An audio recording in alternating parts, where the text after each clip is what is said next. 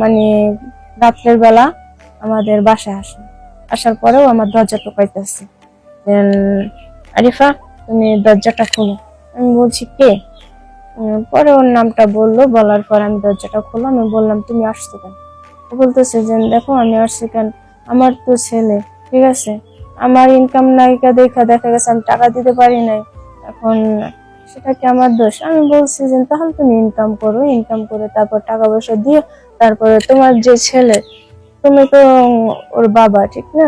তোমার তো দায়িত্বটা পালন করা লাগবে, তাহলে তুমি সেটা করে তারপরে নিও, সমস্যা নেই। তারপর যাই হোক দেখা গেছে ওর মাকে বলল যে দেখো এখন আর কি করবা, এখন আমাদের একটা বাচ্চা হয়েছে, ঠিক আছে, সমস্যা নাই, যেমনি হোক তুমি আরিফাকে আমার কাছে এনে দাও।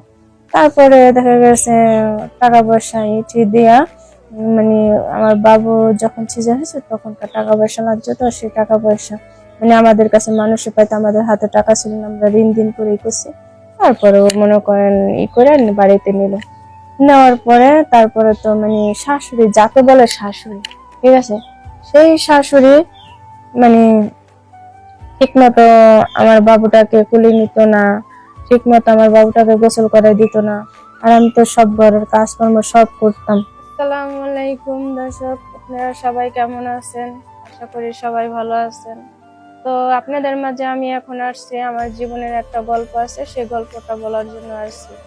দর্শক, আমার গল্পটা যদি আপনাদের কাছে ভালো লাগে তাহলে মনোযোগ দিন। আর দেখা গেছে আমার জীবনের লাইফে ভাইয়া, আমি যখন ছোট ছিলাম, ছোট বলতে দেখা যায় ক্লাস, যখন আমি 6 পড়তাম তখন তো আমার একটা ছেলের সাথে সম্পর্ক হয়। তো সেই সময় ওই ছেলেটা ছোট ছিল, মানে আমার বয়স একটু বড়, এভাবে ছোট ছিল, ঠিক আছে। আমিও ছোট ছিলাম, 6-এ পড়ে, তখনকার ছেলে মেয়ে বা কত দূরজন কত আর থাকে। তারপরে দেখা গেছে ছেলেটার সঙ্গে আমি সম্পর্ক করি, সম্পর্ক করতে চাই না, তারপরেও আর কি সম্পর্ক করছে আমার সঙ্গে, তারপর যেমনি হোক করছি, অনেক কলা কৌশল, অনেক ইচ্ছি দিয়ে তারপর আমাকে সম্পর্ক আমি করেছি। তারপর এক পর্যায়ে কথা বলতে বলতে আর কি ভালো লেগে যায়, আর ও তো আমাকে আগে ভালো লাগছে।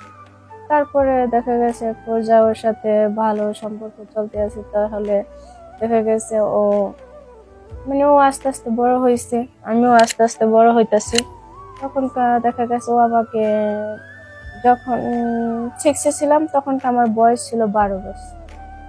12 বছর যখন আমার 14 বছর পূর্ণ হলো, তখনকার সে তার সাথে সম্পর্ক ক্লাস 6 থেকে 8 পর্যন্তই আপনার যাওয়ার সাথে আমার সাথে সম্পর্ক, ঠিক আছে। সম্পর্ক এর মধ্যেও আমাকে একদিন বললো কি যে চলো আরিফা, তোমাকে নিয়ে ঘুরতে যাই। তো আমি গেলাম ওর সঙ্গে ঘুরতে। ঘুরতে যাওয়ার পর তারপর আমি ভাবি যে ওর সাথে তো আমার সাথে আজকে ক্লাস 6 থেকে ক্লাস 8 থেকে এই পর্যন্ত তো 3 বছর ধরে আমার সাথে সম্পর্ক, তাহলে সমস্যা কোথায়, তাহলে যাই ঘুরতে, ঠিক আছে। তারপরে দেখা গেছে আমি ঘুরতে গেলাম, ঘুরতে যাওয়ার পরও মানে ও আমাকে বলে, আমি তো দেখা গেছে একটু লাজুক, ঠিক আছে, কিন্তু কখনো মানে কারোর সামনে কিছু খাইতে পারি না। তো আমাকে বললো যে আচ্ছা ঠিক আছে, সমস্যা নাই, তুমি যেহেতু লজ্জা পাও তাহলে আমি অর্ডার দিই। আমি বলেছি ঠিক আছে তাহলে। তারপরে ও সম্পর্কে আর কি আমাদের চাচাতো ভাই ছিল, চাচাতো ভাই, আপন না, মানে চাচতো আর কি, পাড়া প্রতিবেশী। তো দেখা গেছে ঘুরতে যখন গেছি, যখনকার মানে আমরা খেতে বসলাম তখনকার বাবা আর কি দেখা লাইছে, ঠিক আছে, ওর বাবা দেখা ফেলাইছে। দেখা ফেলানোর পর তারপরে মানে আমি তো বোরখা পরা ছিলাম, তো ওর বাবা বলতেছে ওই মেয়েটাকে, পরে ও বললো যে না বাবা, ওই মেয়েটাকে তো আমি চিনি না। তো তারপরে যা ওই কথা বলে আর কিছু বলে না, ওর বাবাও কিছু বলে না, ঠিক আছে, বলে না পর তারপরে তখন দেখা গেছে ওর বাড়ি থেকে আবার ওকে বিয়ের চাপ দিতেছে, যেন ওকে বিয়ে করাবে। তাহলে দেখা যাচ্ছে আমি তো আর চাষতো বোন, ও তো আর দেখা গেছে কিছু বলতে পারতেছে না, ঠিক আছে। যখন মানে আমাদের সম্পর্কটা আবার যখন বেশি গাঢ় হয়ে যায় তখন আমি কলেজে পড়ি, ঠিক আছে, কলেজে পড়ি, ও কলেজে পড়ে। তখনকার দেখা গেছে আমার বাড়ি থেকে, আমি যখন কলেজে ভর্তি হলাম তখনকার আমার বাড়ি থেকে সবাই আর কি জানিয়ে ফেলাইলো যে ওর সাথে আমার সাথে আমার চাচাতো ভাইয়ের সঙ্গে সম্পর্ক। তারপরে সম্পর্কটা জানার পর মানে আমার বাবা মা দিতে রাজি না, ঠিক আছে, আমার বাবা মা দিতে রাজি না, ওরা ফ্যামিলিতে তো কেউ জানে না। মানে আমি আমার বাবা মাকে বললাম, মানে যখন আমাকে ছেলে পক্ষ থেকে দেখতে আসলো, মানে ছেলে পক্ষরা আমাকে পছন্দ করেছে, আর ছেলেকে আমার পছন্দ হয়নি বিদায় দেখা গেছে। তারপরে তো ও আমারে বলতেছে এখন কি করবা, আমি এখন কি করবো, আমি তাহলে চলো দুজনে বিয়ে করে ফেলি। তারপর ও বলতেছে যে ঠিক আছে সমস্যা নাই, তো আমার ফ্যামিলিতে তো কেউ মানতেছে না, তোমার ফ্যামিলিতে কেউ তো মানবো না, ঠিক আছে, তাহলে কি করা যায়। তারপরে কি করলাম, লাস্টে ও আর আমি বিয়েটা করতে বাধ্য হলাম। গোপনে বিয়ে করেছিলাম, কিন্তু কেউ জানেনি। না জানার পরে পরে দেখা গেছে ওর বাড়ি থেকে যখন ওর আবারও বিয়ের চাপ দিতেছে,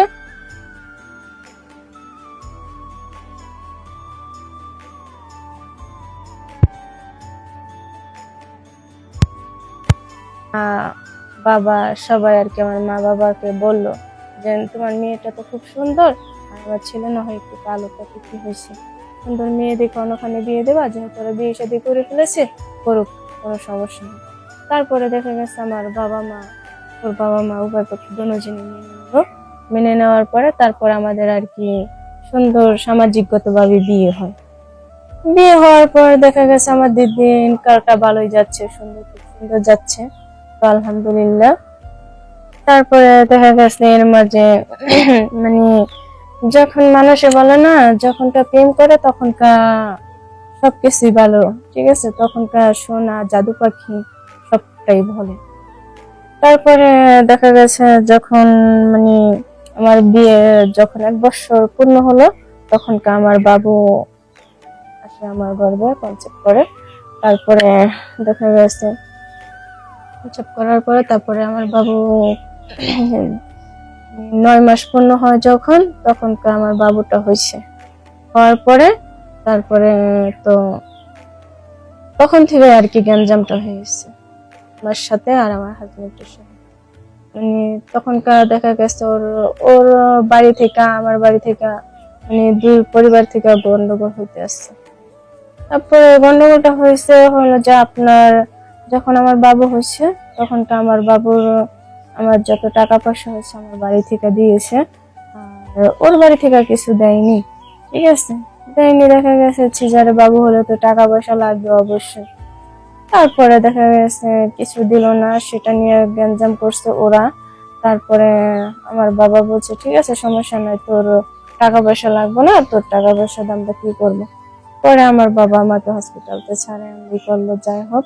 তারপরে দেখা গেছে ওর সঙ্গে আমার সঙ্গে যোগাযোগ আর হয় না মাত্র, কিন্তু আমাদের পাড়া প্রতিবেশী পাশাপাশি বাড়ি থাকলে কি হয়েছে, আমি তো ঘরে থেকে বেশি বের হতাম না, কারণ ওর সাথে আমার সাথে দেখা হয়, আর ও তো মানে ওই যে টাকা পয়সা দেয় নাই, এ কারণে ও তো আমাদের বাড়িতে আসতে পারে না, ঠিক আছে, এই জন্য। তারপরে তো কি করব, তারপর এক পর্যায়ে মানে রাত্রের বেলা আমাদের বাসায় আসার পরেও আমার দরজা টোকাইতেছে, আরিফা তুমি দরজাটা খোলো। আমি বলছি কে, পরে ওর নামটা বলার পর আমি দরজাটা খুললাম। আমি বললাম তুমি আসছো কেন?